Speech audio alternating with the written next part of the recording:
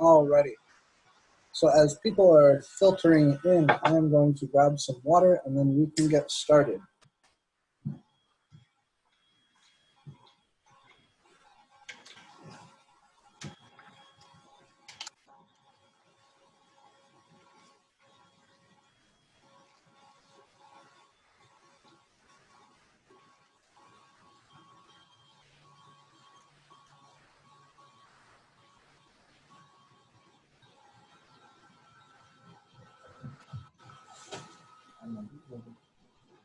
I'll be done in like an hour and a half.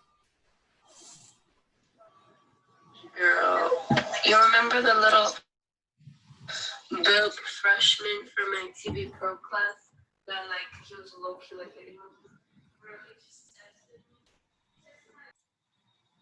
All right, I'm going to go ahead and mute her because I do want to go ahead and get started. Lainey, if you do want to say something to me or to the class, you can just hold the space bar to unmute yourself. I just wanted to mute so whatever private conversation you're having there wasn't broadcast to everybody. So today is the 21st, which means in 2 days is your test. So today I want to spend some time going over anything and everything you might have questions about. We're going to talk a little bit also about inverse functions, although I realize that the time is tight. So let's just jump right in and make best use of the time we have.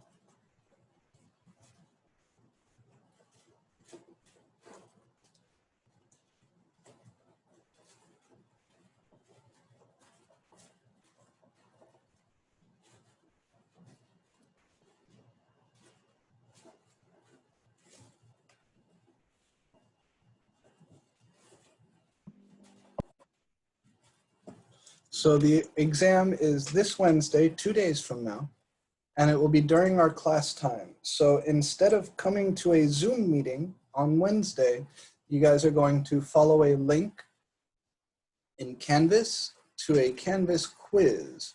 The Canvas quiz will be titled Exam 1, Take the Test Here. You'll click that, it will launch HonorLock, and then you'll have to go through the HonorLock like login process where they take a picture of your ID, they have you scan the room with your webcam. So make sure you have a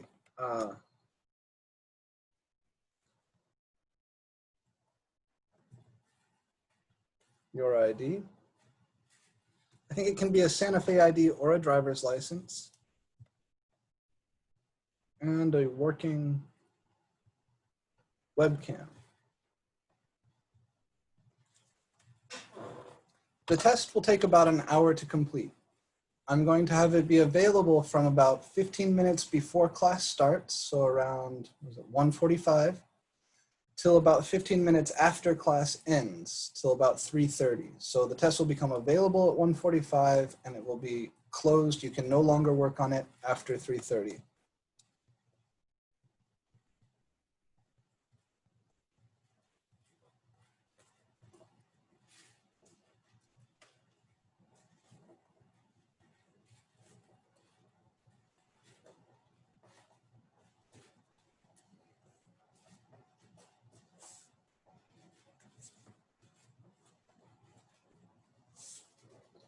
It's going to be in Canvas under quizzes. And remember, for each free response problem, you need to write full, neat solutions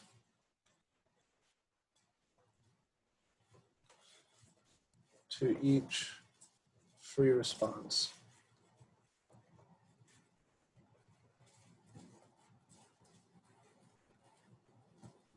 There will be a little box in which you can type your answer. Just type your final answer in the box. Don't try to type out your whole solution in the box. Type your final answer in the box, and then after you complete the test,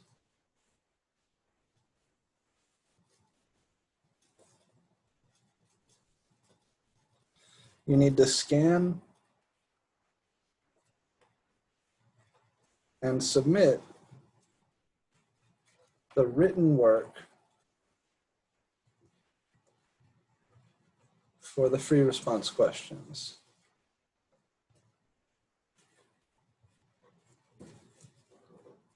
No work?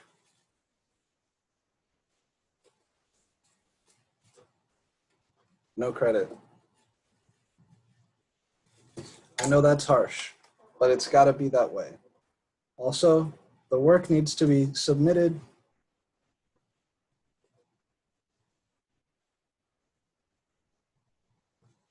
within 10 minutes of finishing.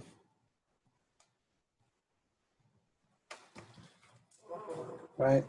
So this is so that I can trust that the work you submit is actually the work you did during the tests, not from somewhere crazy on the internet or from something someone sent you. Between 10 and 15 questions on the test. I haven't written it yet. I'll be writing it tomorrow. But yeah, more than 10, less than 15, somewhere in that range. There will be a handful, maybe 2 or 3 true, false, a handful, maybe 2 or 3 multiple choice, and then the rest will be free response questions. Are there any questions about the structure of the test or what's expected of you, what you need to do? It's very important you follow these instructions exactly.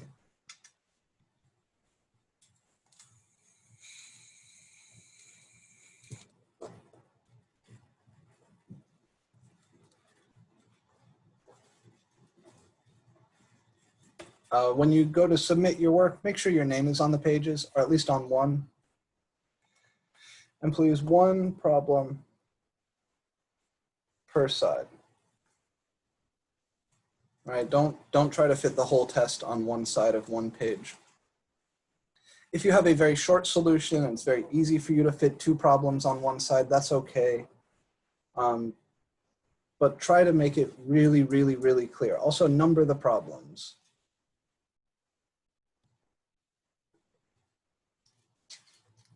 Okay, so I know most of this is common sense stuff, but if I didn't say it, there would be a few people who forgot. I'm not trying to harp on anybody or make anybody feel bad. Just remember to do these things, por favor. You don't need to submit the work for the study guide. So I remember we talked about this a little bit last week. When I first told you about the format of the test, I said you were going to have to submit work for the study guide, but that's no longer the case. I do that still for my calc classes, but for pre-calc, I was confused. I was mistaken. So for the quiz, it's just a quiz. It's just in WebAssign. You can do that like you do all the homeworks and stuff. You don't need to submit any work for that, but you do need to submit work for the test.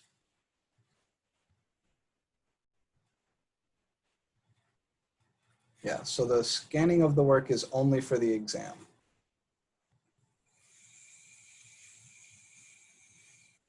Cool. Yeah, I'm glad we cleared that up.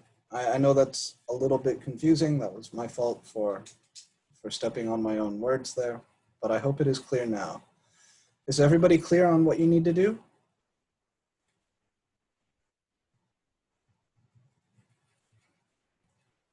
All right, any questions on this stuff?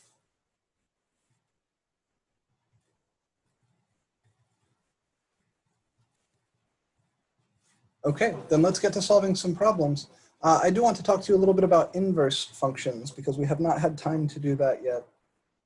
I will be going very light on the inverse function stuff on the exam. There will be a little bit more of it probably on exam 2 just to reinforce, but let me remind you.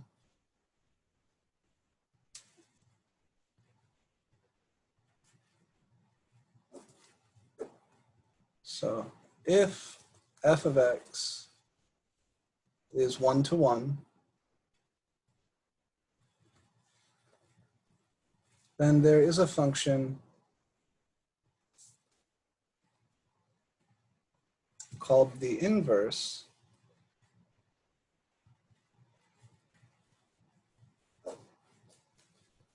of f, denoted or written f inverse, which sends each output from f, or of f,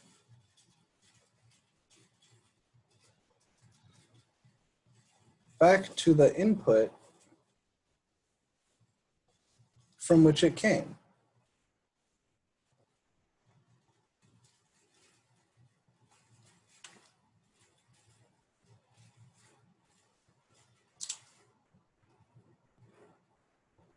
So for the true, false, and multiple choice questions, you don't need to show me any work and you don't need to submit anything. Those will be graded automatically and they're either correct or incorrect. Only for the free response questions do you need to write out your work and show your work. Of course, you may end up writing a few things for the true, false, and true, false, and multiple choice in the process of solving them, but I don't need to see that work necessarily because there's no partial credit for those. There is partial credit on the free response problems, and so it is imperative that you show your work there. All right, so if f is a one-to-one function, then there's an inverse. We write it like this.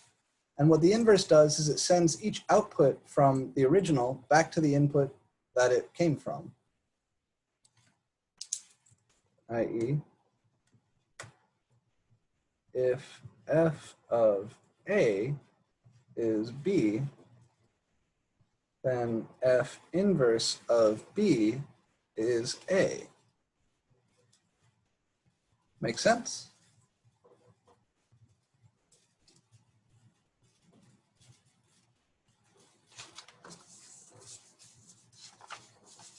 So I'll leave this up here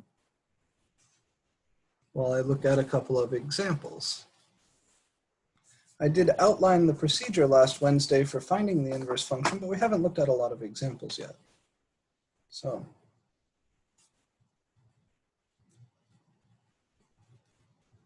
there's something called the socks and shoes principle that's kind of interesting, right? The inverse function, I'll put this in here as a note. The inverse to f of x, the thing we call f inverse, does the opposite things in the opposite order.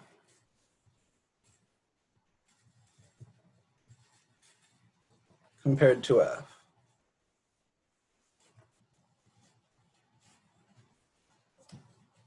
So for example, this is called the socks and shoes principle. Like in the morning, I wake up and I put on my sock and then I put on my shoe. The input there is a bare foot and the output there is a clothed foot. If I want to invert that function, I have to take my shoe off and then my sock. I can't take the sock off first. So if f of x is the function that adds to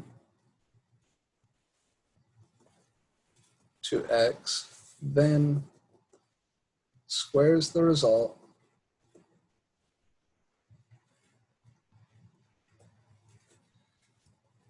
then divides by 3, then f inverse of x is the function that, let's see, so I have to do the opposite of each of these steps and in the opposite order. So first I need to undo dividing by 3. So first it would multiply by 3.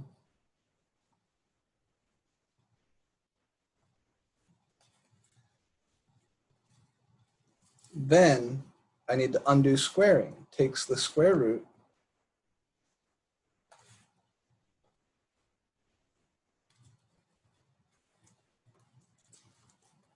Then I need to undo the adding 2, subtracts 2.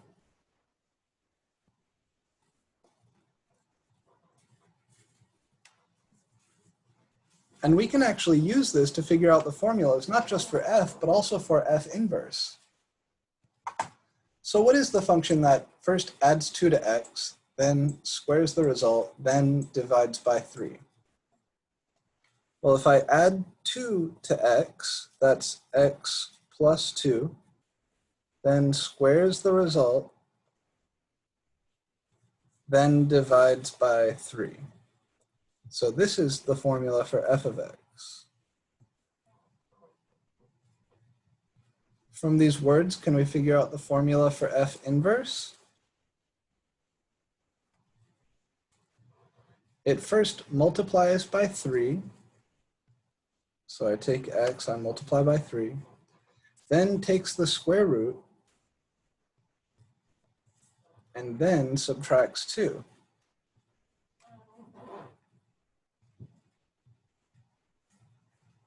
Nifty stuff, right?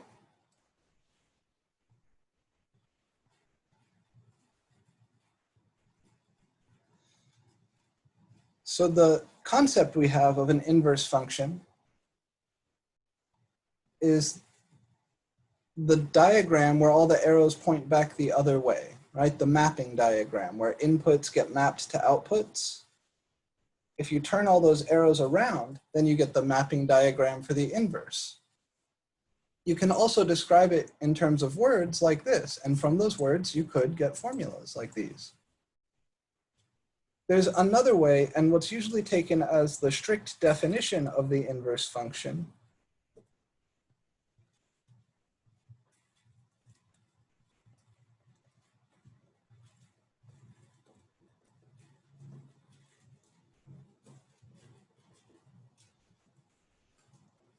Then we say that f inverse is the unique function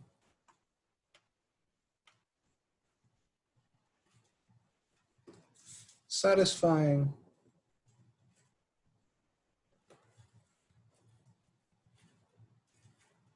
this rule. And I want you to think about it along with me. Remember, what f inverse is supposed to do is exactly undo f. This is why we talk about this after talking about combinations of functions, and in particular, this composition operator. Remember, this is f inverse of f of x, like that. So to figure out what this is, you think, okay, I start with x, and then I take f of it. So that does some shit to x. And then I take f inverse of that. Well, f inverse is supposed to exactly undo f. So what should this come out to?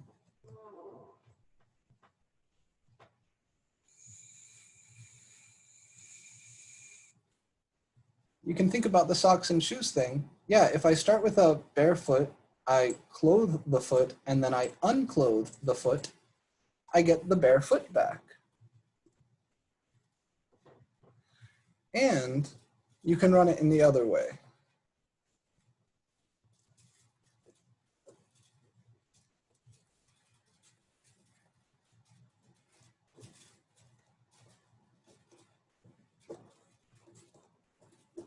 So if you're asked to check whether two functions are inverses, this is what you need to check.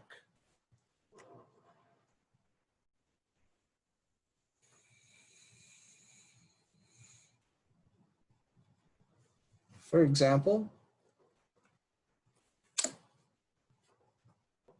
if I start with f of x as x cubed minus 1, you can look at the graph of this. It's x cubed translated down 1. That is a one-to-one function because it passes the horizontal line test. If I want to check that his inverse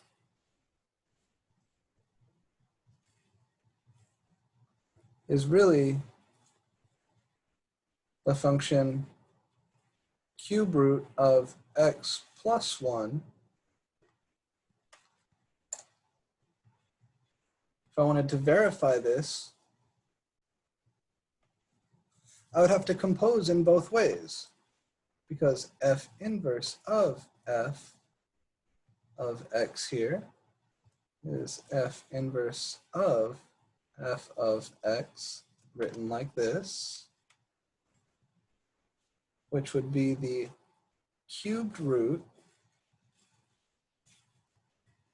of f of x plus 1, because that's the inverse function. You just plug this inside the formula for this, which is the cube root of x cubed minus 1 plus 1, which is the cube root of x cubed, which is indeed x. And if you compose the other way, that's f of f inverse of x. The f function takes whatever you feed it, cubes that, then subtracts 1. So this would be f inverse of x cubed minus 1. And what is f inverse supposed to be? It's the cube root of x plus 1. So the cube and the cube root undo each other. You get x plus 1 minus 1, which again is x.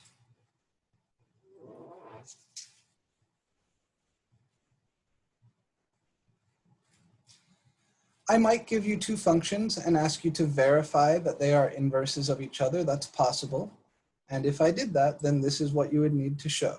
You would need to show that when you compose in either direction, the result always simplifies to x. But more likely what I'm going to ask you to do is cook up an inverse. So I might give you a function and then ask you to find the inverse of that function. That's what most of your homework questions on this were about. So let's take a look at some of that. First, questions on this procedure. How we composed those two functions.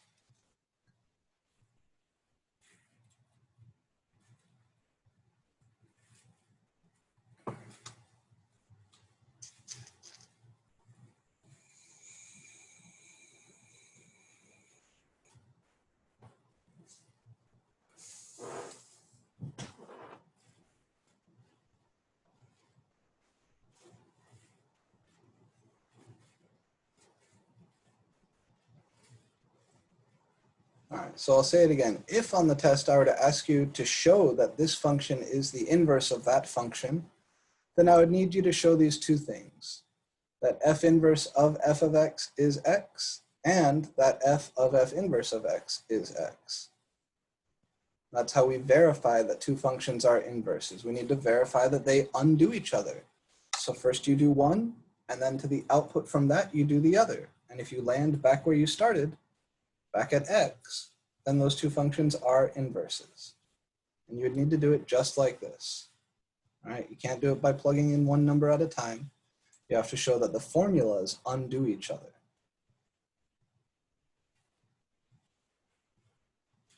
Now, last Wednesday, I did show you how to calculate an inverse function, but we haven't played around with it too much.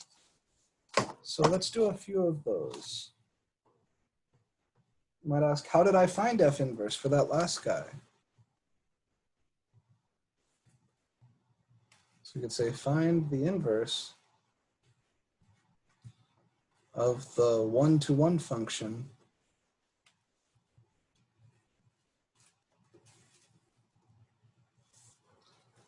f of x equals, what did I use? X cubed minus 1.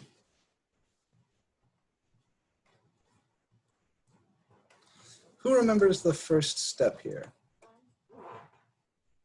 You can look back at your notes from Wednesday if you want. What was the first step for finding an inverse function? That's one little kind of notation thing to do first. So first I write y in place of f of x, right? So I'd write y equals x cubed minus 1. And then just like Olivia said, my next step is, so first we write y for f of x. And then our next step is to solve for x. So yeah, I would add 1. That would give me y plus 1 equals x cubed. That's the first step along the lines of solving for x. That's our next step. And then what would I do after this if I want to solve for x?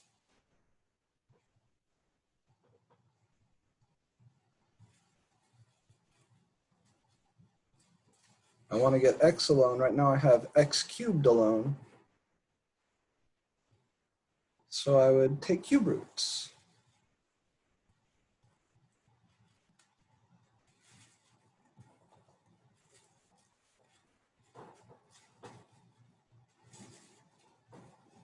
And then my third step was to swap x and y.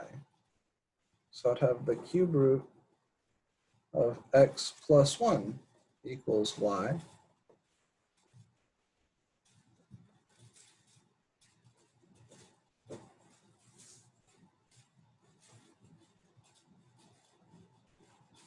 And then my very last step is to write f inverse of x for y. So the cube root of x plus 1 is f inverse of x.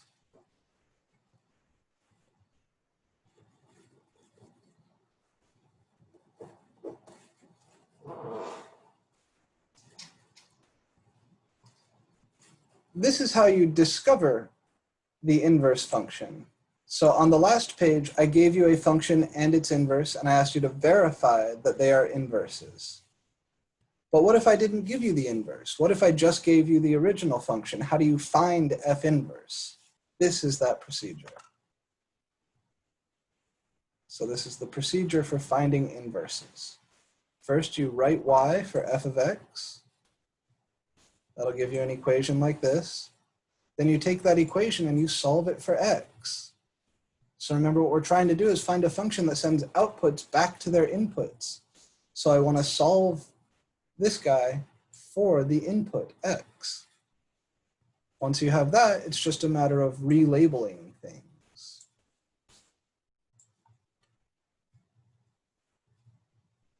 Does that answer your question, Lily? Okay. So most of the work is in step 2, solving for x. The example we just looked at, solving for x, is easy. Some examples are not so easy at this stage. Before I look at a more challenging example, I'd like to look at the graphs of these two functions.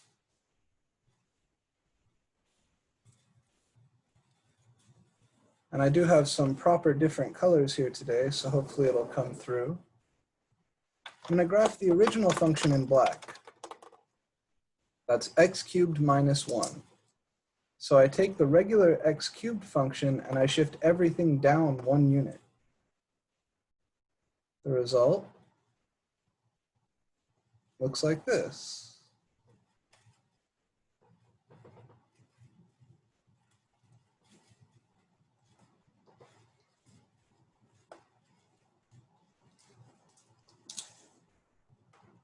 This is f of x equals x cubed minus 1.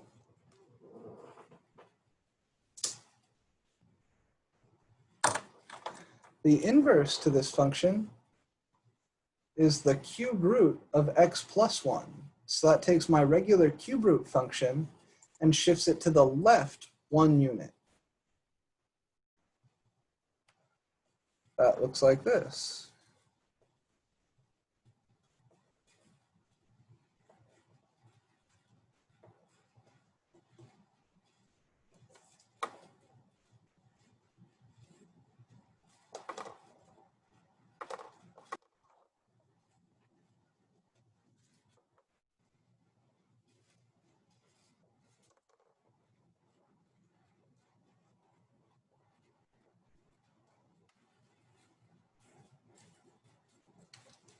And you might notice some interesting symmetries here.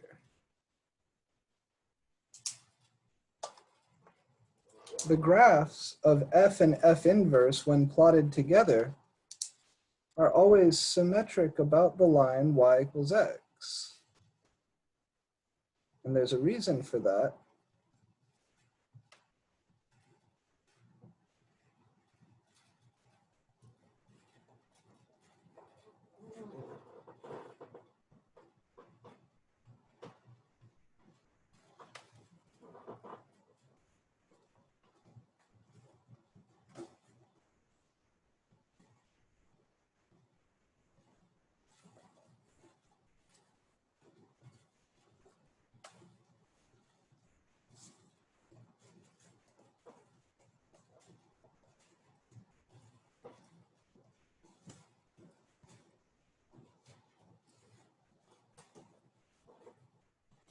Because if the point A comma B is on the graph of the original, say like right here, this is A comma B, then the point B comma A is automatically on the graph of F inverse.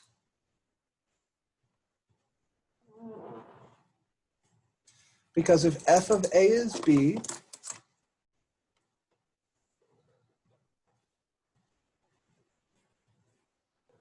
then automatically F inverse of B is A. And this means that A comma B is on the graph of F of X. And this means that B comma A is on the graph of F inverse of X. So the graph of a function F has a point A comma B if and only if F of A is B, right? The Y value is always F of the X value. So A comma B is on the graph of F is equivalent to saying F of A equals B. But then if F of A equals B, that means F sends A to B. So F inverse has to send B back to A. In other words, F inverse of B is A. But then that is the same as saying that B comma A is on the graph of F inverse. So any point of the form A comma B on the graph of F has a kind of brother point on the graph of F inverse that you get just by flipping the coordinates over. Isn't that neat?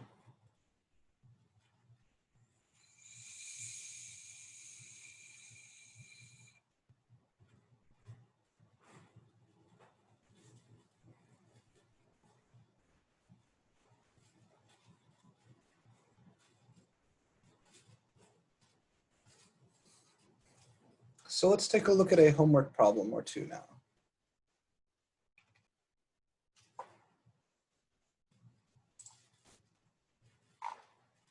Something from this inverse stuff.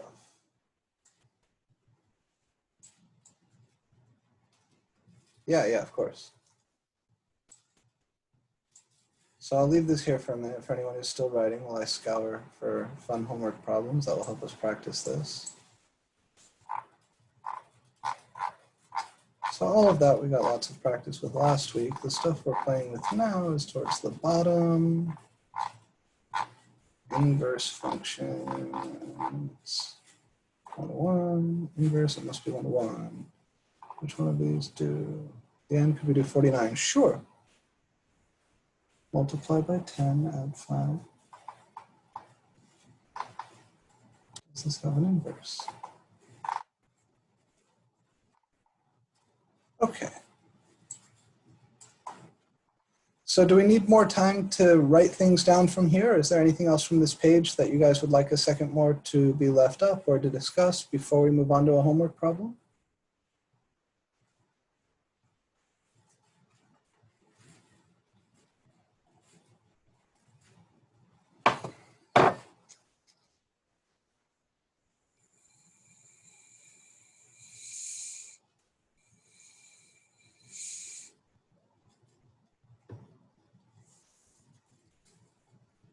If not, I'm going to move to that homework problem. So if you do want more time on this page, let me know now, please.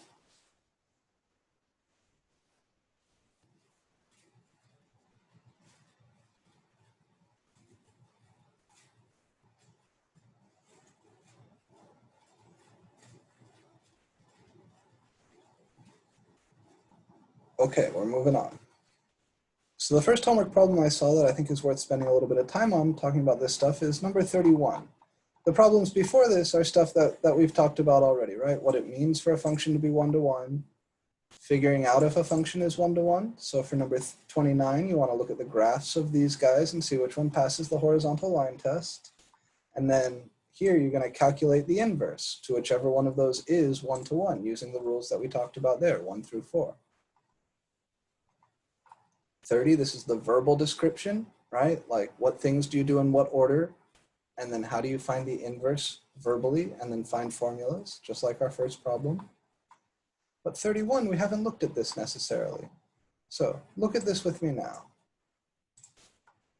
Is the graph of this function going to pass the horizontal line test? Is this one-to-one? Yes or no? It is, right? No matter where I draw a horizontal line here, it will either hit the graph once or not at all. As long as it never hits the graph twice, we're safe. So does this function have an inverse? Yes, it does. But what about this part down here at the end?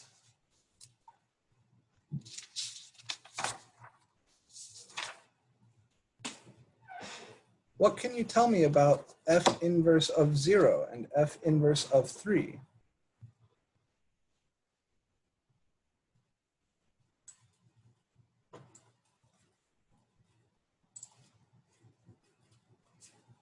So we're looking at number 31. This is homework 4. We want to find f inverse of 0 and f inverse of 1 from the graph of f of x. And the graph of f of x, I'll sketch here quickly. Looks like f inverse of 0, inverse of 1. Ooh, it's not super obvious, is it?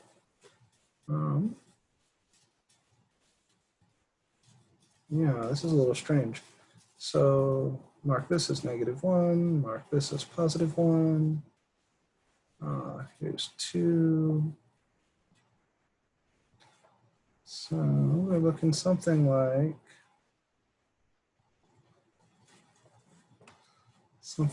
this is for f. And he's going up and up and up. F inverse of 1 is the constant 1. Oh, f inverse of 3 is the other one we asked for. Okay. 1. Yeah, so not f inverse of 0 and 1, they want f inverse of 3. Sorry.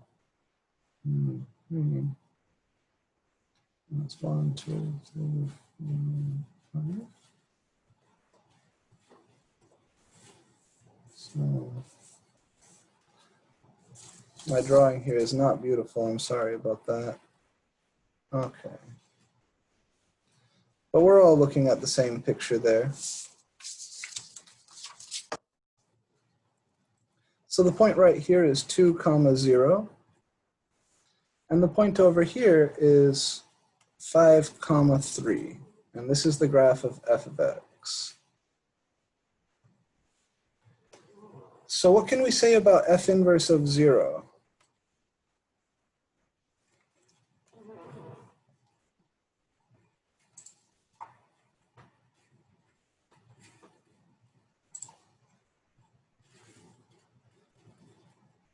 Well, f inverse of 0, this should be the number that f of x sends to 0. So what input does f of x send to 0? That's 2.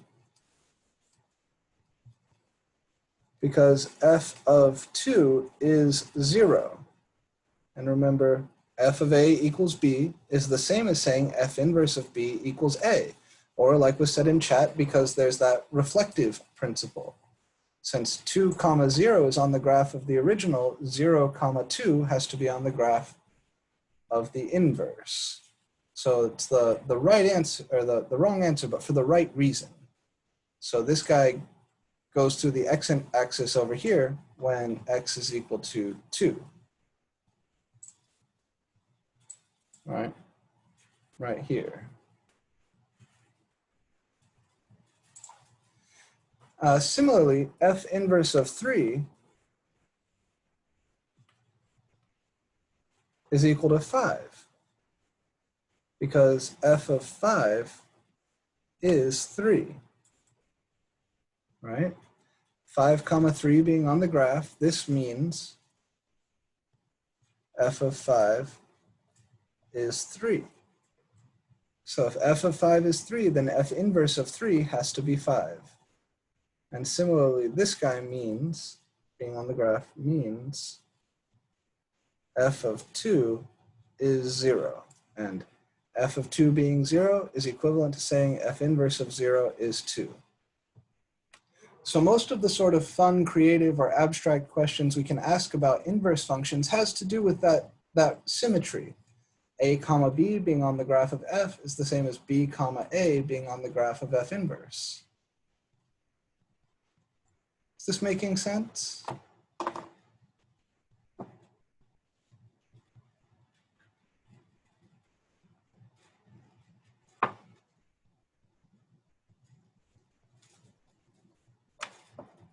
Okay.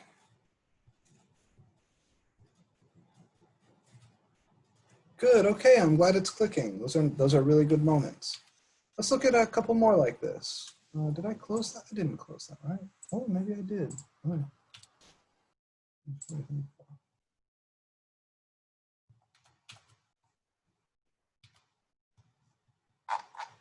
So that was 31.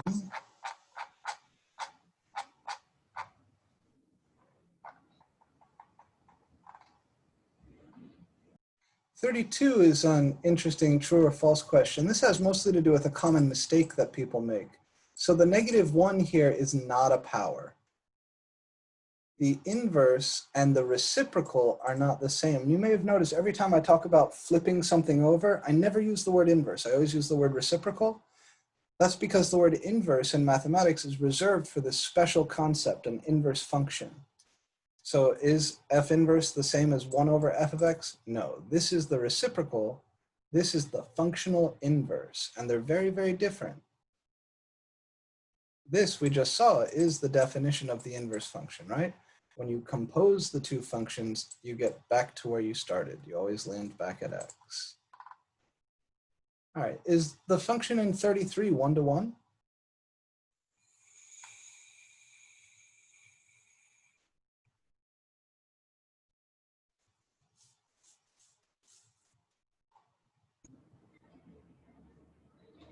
Look closelier. If I drop a horizontal line in right here. Hello. Hello? Hey, Ronald, yeah, I can hear you. Oh, okay. I was just testing on my mic. Oh yeah, it's working. All right, yeah, this function is not 1-to-1 because right here, I can drop a horizontal line that will hit him more than once.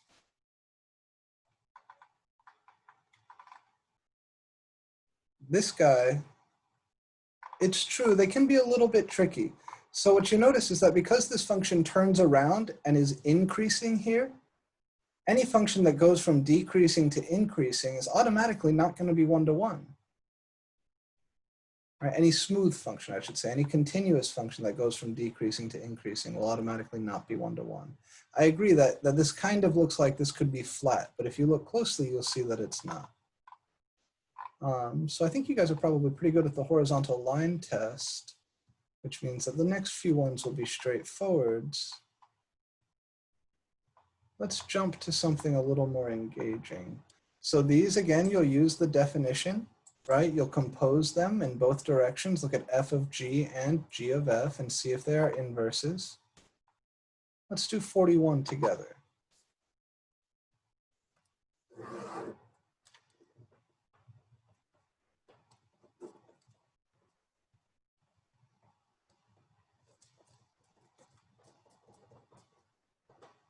So I'll write this down. That's 9x plus 3 and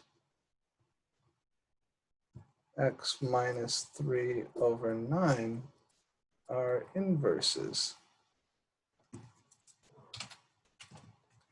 So to determine whether or not these two things are inverses of each other, so I need to compose them in both directions and see if we get x. Sure, we'll do 47 next, and then Lily wanted to see 49. So f circ g is f of g of x like this. The formula for f says whatever you feed me, multiply by 9, then add 3. So if I'm feeding it g of x, that's 9 times g of x plus 3, like this.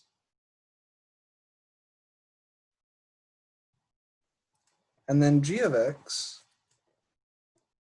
is x minus 3 over 9. So when I plug this in here, I get this.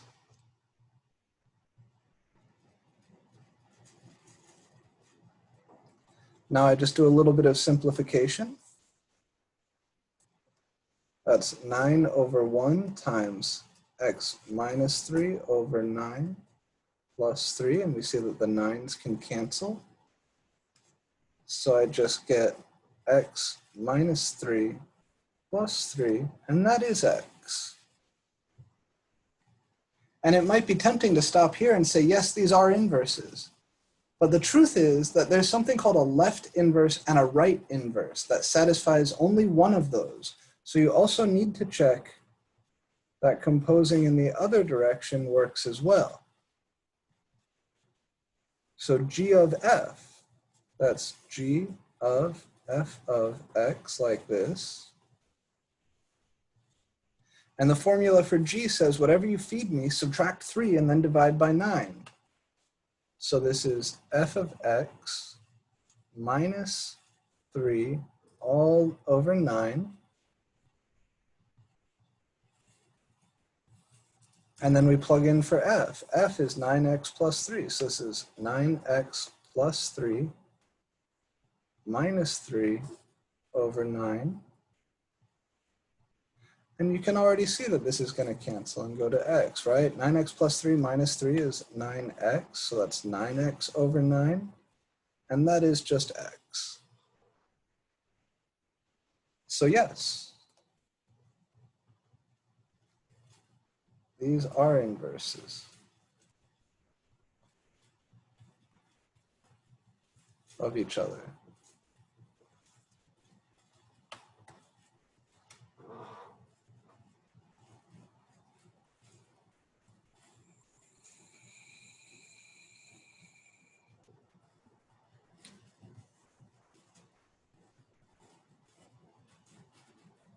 Any questions on these calculations? I know this function composition stuff, this can take a little getting used to, and I don't know how much each individual person has practiced here over the weekend on that homework. Are you guys comfortable with how we're getting this expression out for g of f, and how we're getting this expression out for f of g?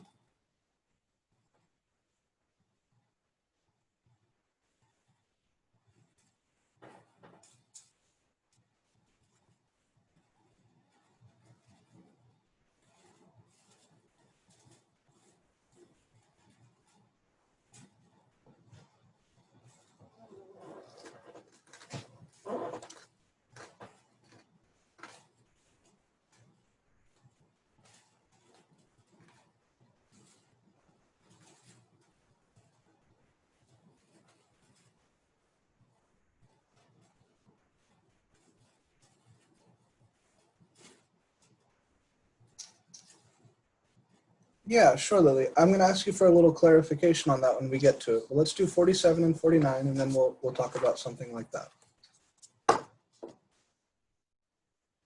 So, 47.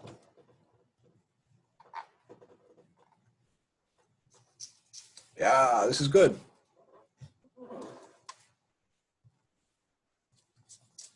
So here, we're told to just find the inverse, so we can trust that this is a one-to-one function.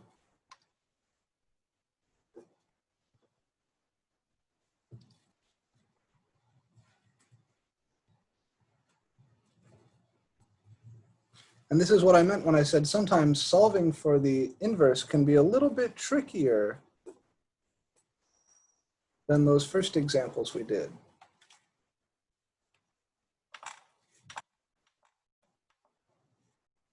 All right? But it's still that same procedure. So step one, we write y for f of x. So I'll have y equals x minus 3 over x plus 3. Step two, we want to try to solve for x. How could I try to solve something like this for x?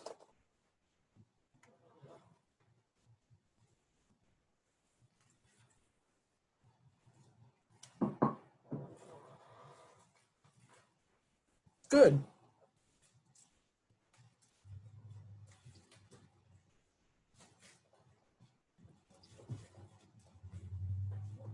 I can start by multiplying both sides by x plus 3.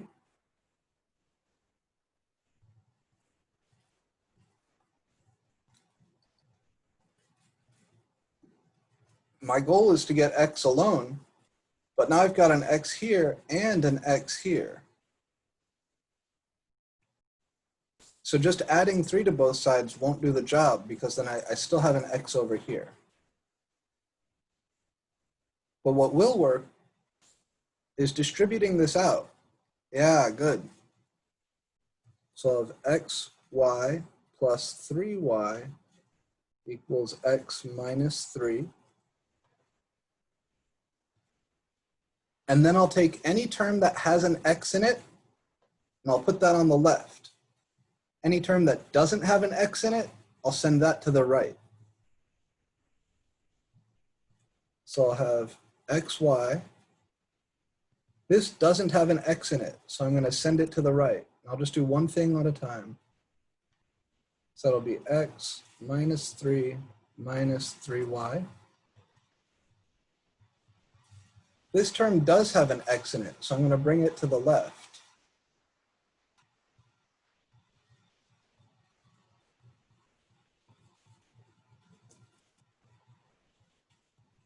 And now we're almost there. Does anybody see what I could do from here to solve for x?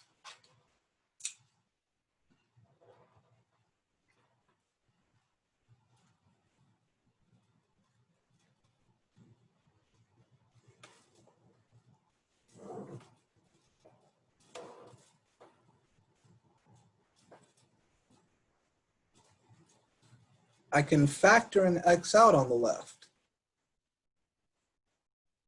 Almost. Can't divide by y because this doesn't have a y in it. But if I factor out an x,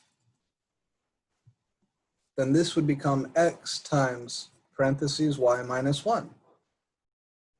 And the right-hand side will still be negative 3 minus 3y. And now, not dividing by y, but dividing by y minus 1 will do the job.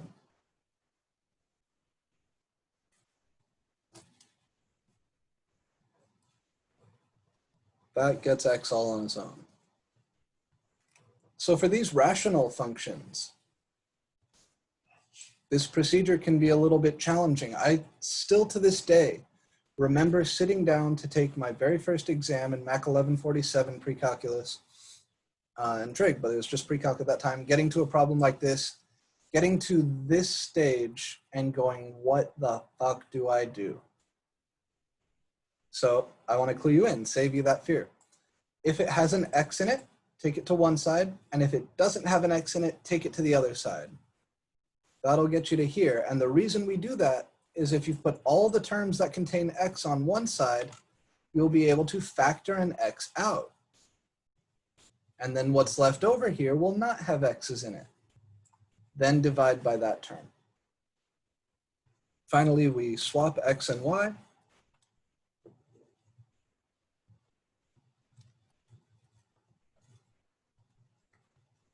So I would say y equals -3 minus 3x over x minus 1. And for you write f inverse of x for y.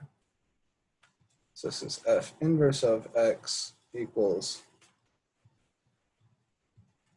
-3 minus 3x over x minus 1.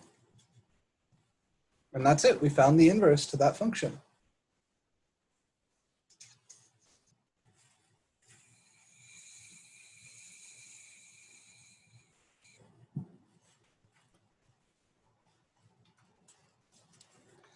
Questions on this procedure or any of these steps?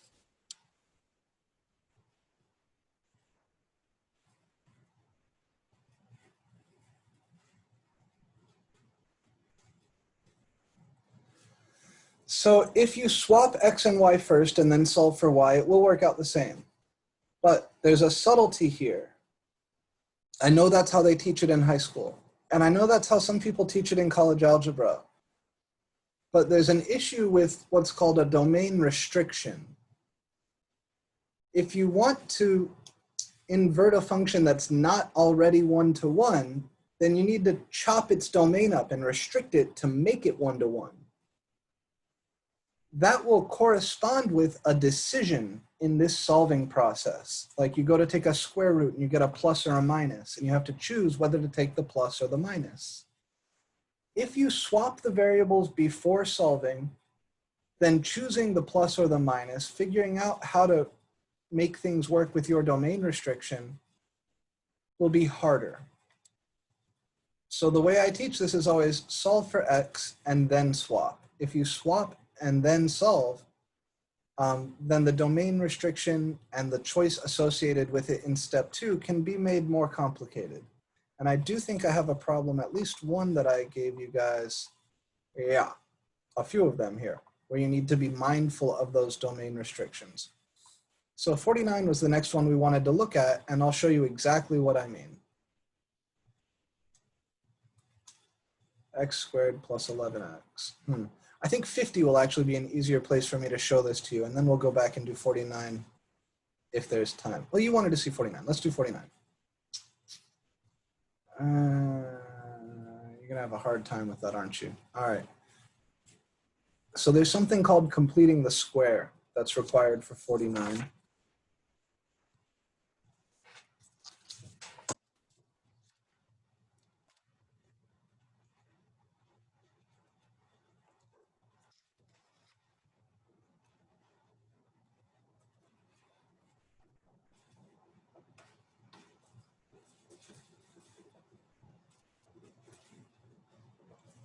What was it, 11x?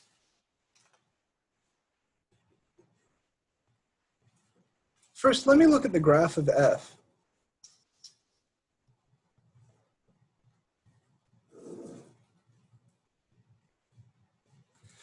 I could write this as x times x plus 11, right? So if this is -11, and this is 0, and this is -11 halves, then the graph of that function looks like this.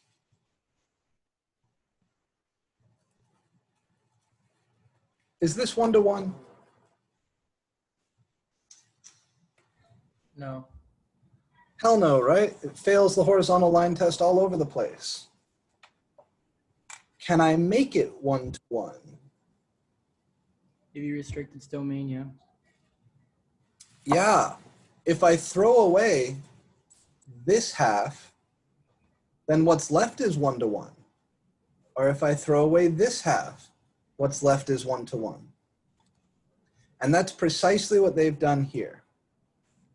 They've said take x to be greater than or equal to -11 halves. So what they're doing when they add on that x greater than or equal to -11 halves, is they're throwing away all this stuff. They're restricting the domain to this x interval. And on that x interval, this function is 1-to-1. So to be clear, the stuff that we're keeping is just the stuff that I'm putting in bold here.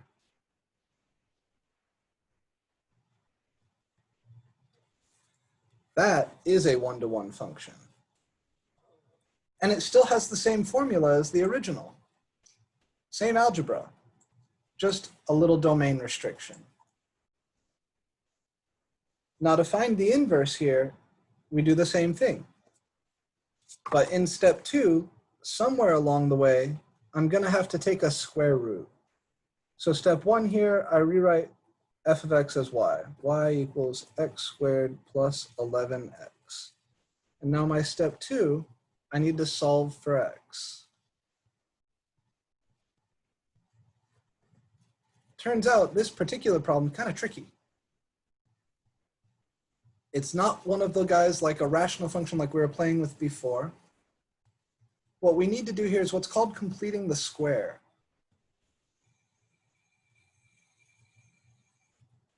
And it's kind of harsh, especially with this number 11 in there. So to do this, we need to complete the square, which is the name of a procedure that'll allow me to write this as something all squared. What you do is you take this middle term, this number here, and you divide it by 2, and then you square that. So first you compute the magic number. To complete the square, I'm going to outline that procedure here. First you compute the, I'll call it magic number, which is b over 2 all squared. In this case, that's the square of 11 halves, or 121 fourths.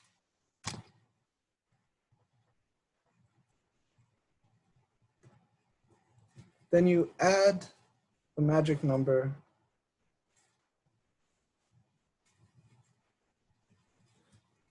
and subtract it.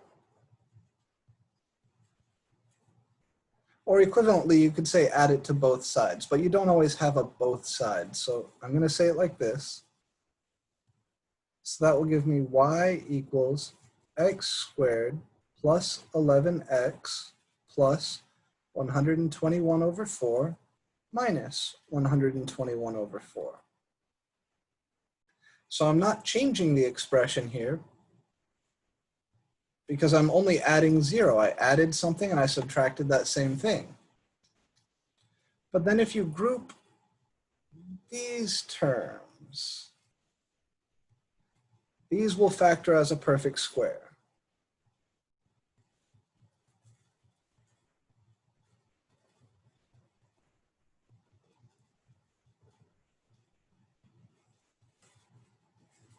In this case, those first 3 terms factor as x plus 11 halves all squared.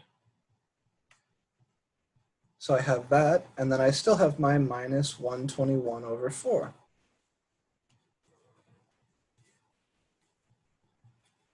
That's completing the square. And now I can solve for x. So coming back out of this, I then have y plus 121 over 4 equals x plus 11 halves squared. Now I can take square roots and I get a plus or minus when I do that. When I take square roots on both sides, I get plus minus square root y plus 121 over 4 equals x plus 11 halves. Think about the domain restriction we made now.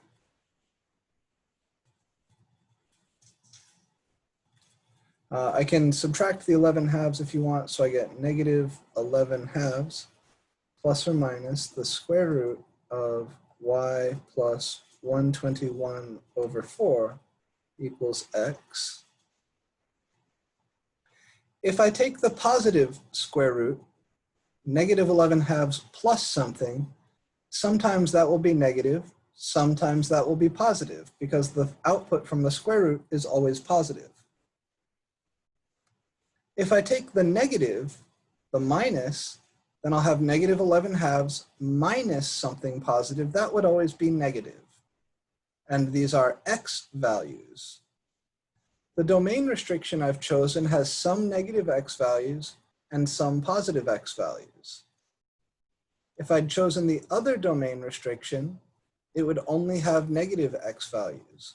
So to take the sign here that corresponds with the domain restriction I've chosen, I need to take the plus.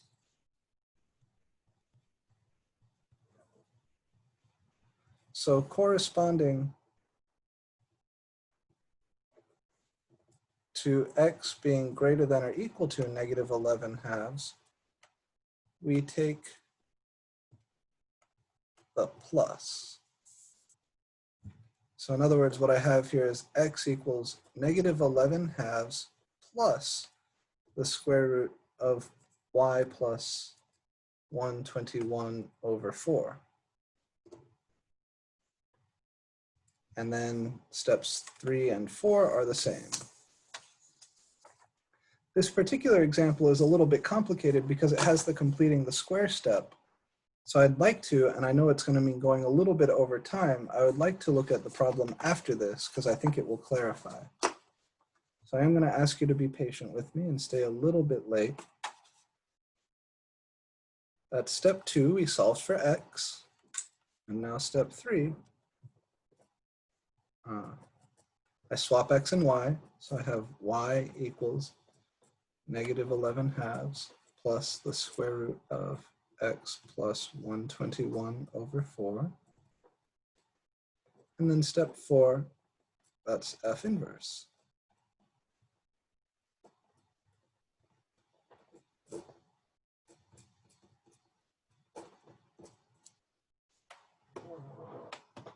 I know that this looks intimidating, so I'm going to ask you to kind of just hold on for a minute.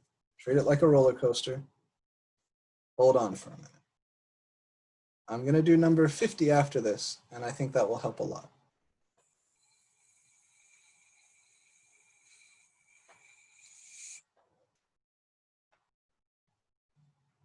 So I'll give you a minute, just if you're writing, to get everything written down.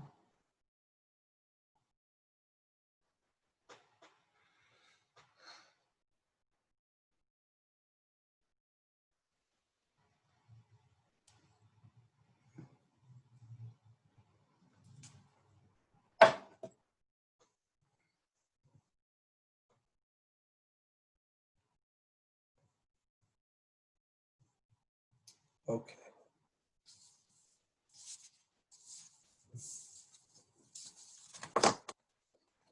A much simpler problem with the same sort of thing is number 50 here. F of x is x to the 4. That looks a lot like x squared, only it's slightly flatter at the bottom. So it's like, and then it turns up more sharply. Also not 1-to-1 on its natural domain.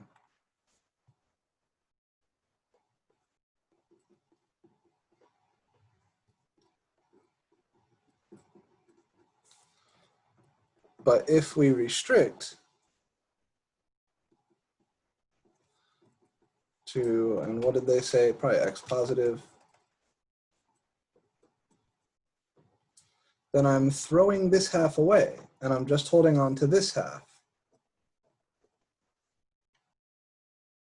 So I'm thinking of my new domain as 0 to infinity.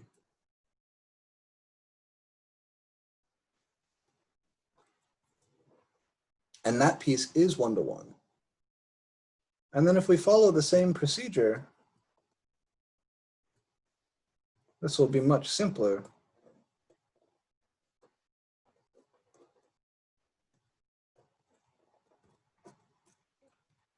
Solving for x is a single step thing. You just take the fourth root on both sides. When I take the fourth root on both sides, I get plus and minus the fourth root of y equals x. Here's my x. Should I take the plus or the minus? Well, the x values on this graph are all positive, aren't they? They're all to the right of the y-axis. They're all over here. So since my domain restriction said I'm going to take just the positive values of x, I know to take the plus.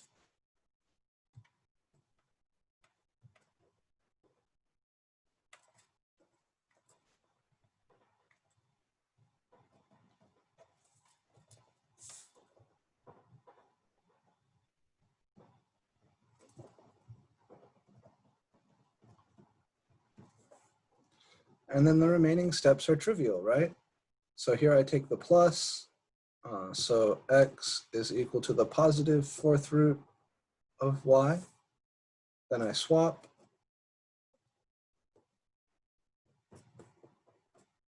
And then I just write f inverse in place of y.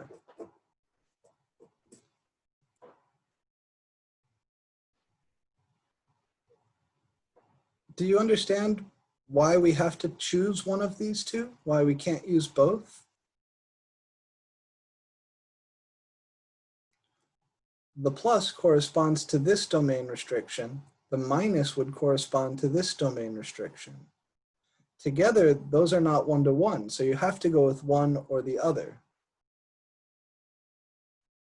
By not switching the variables before solving, when you get to this step where you have to make that decision, the variables here will match up with the graph. Because all these x values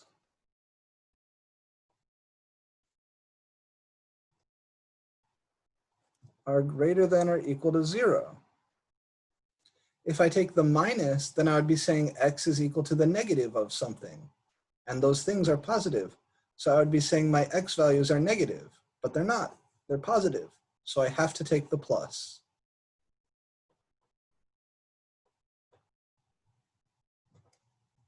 If I want to sketch here f and f inverse on the same coordinate axes, I can. And I'll do it with the same color scheme I did earlier.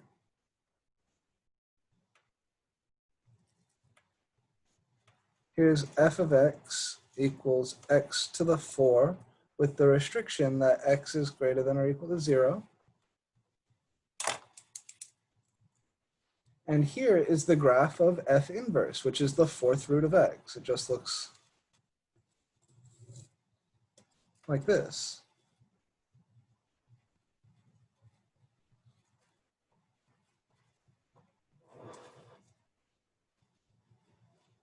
I could have gone the other way.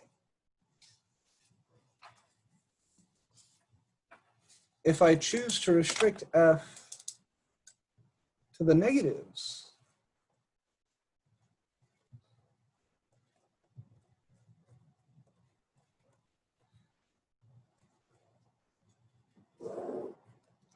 then the graph of f would look like this.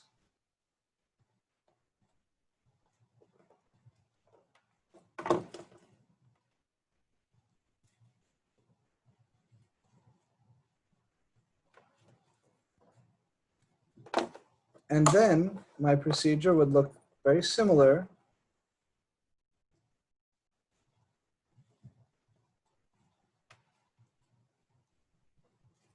And I choose the minus to match the domain restriction.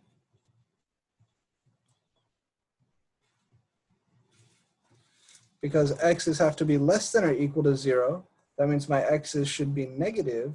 So I choose the minus, and I get x equals negative fourth root of y. And then my third step, I would swap x and y. And in my fourth step, I would write f inverse.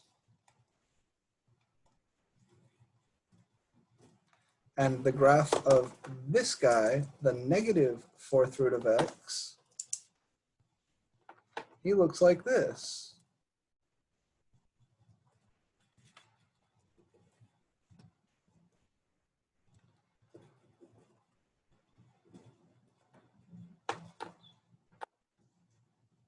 See it?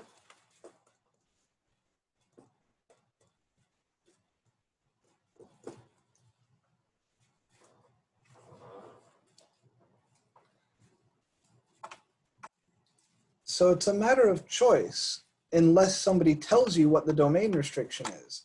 In the first guy, we were told to use the restricted domain x is greater than or equal to 0. Which means when I get to this step, I need to choose the plus or the minus that will give me x's which are greater than or equal to 0. If I took the minus, then the x values I would get out of this equation would be negative. So I choose the plus. And that gives me x equals something positive. And that graph ends up having the appropriate symmetry. If I had restricted the other way, so I threw away the right half of the original graph, leaving me with just this. In order to get his inverse, at this step, I need to choose the minus so that my x values will be less than or equal to 0. And that is what will give me the correct graph here. So this is the hardest thing to understand when it comes to inverse functions, is the domain restriction stuff. I implore you to read the textbook. And if you want to, Google around, watch some videos. But probably the best move would be to go back through and watch these videos. Watch this video, again, once it's up on YouTube, and it will be in a few minutes after class. If the original function is not one-to-one, you can restrict it to make it one-to-one. And then that is going to correspond to a decision in step 2 where you're solving for x. Since your domain restriction is a restriction of x values, the easiest way to choose between the plus or the minus or whatever it is you have in your solution process is to think about whether the x's should be positive or negative.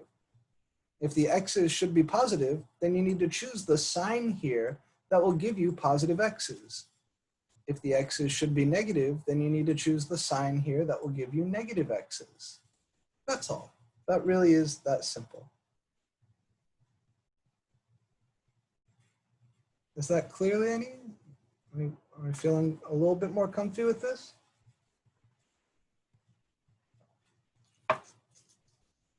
All right, cool. I do have people from my other classes who are going to be expecting me in my office hour. So I do need to end our class here for today. Wednesday is our exam. And I, again, want to implore you to send me some of your solutions from the quiz. You can email it to me. You can Canvas message them to me. Any little bit of your work that you're curious about or not 100% confident in would be really good to scan and send to me before the test, but you're not required to do it. And then Wednesday, when it comes time for the test, you're going to go into Canvas, and instead of going to announcements and finding the link to our Zoom video, you're going to go to quizzes and click on the link that says exam 1, take the test here. That will be an honor lock proctored test in Canvas. And when you solve the free response problems, make sure you write out your solutions nice and neat, one problem per page. And then as soon as you finish, no time delay between them, as soon as you finish the test, scan those solutions and submit them on Canvas. I'll have a separate place to submit those written solutions. It has to be a PDF. So if you have an iPhone, you can use the Notes app, and the Notes app will output a reasonable scanned PDF. If you have an Android or if you don't like the Notes app, I recommend the app Cam Scanner. That's pretty good. But if you have another scanner app that you would prefer to use, or if you have a physical scanner or any other options like that, those are fine too. Alrighty. So I'm going to post an announcement with these instructions for the exam, just to make sure anybody who wasn't here today saw it. But if you do have any other questions, come by the office hours or send me a message on Canvas or an email. All right, guys? All right, take care, good luck, and I will see you soon. Yes, inverse functions will be on the test, although I'll be gentle on them, right? Because I know we didn't get a lot of time to practice them. But there will be some concepts from this material on the test. All right, take care.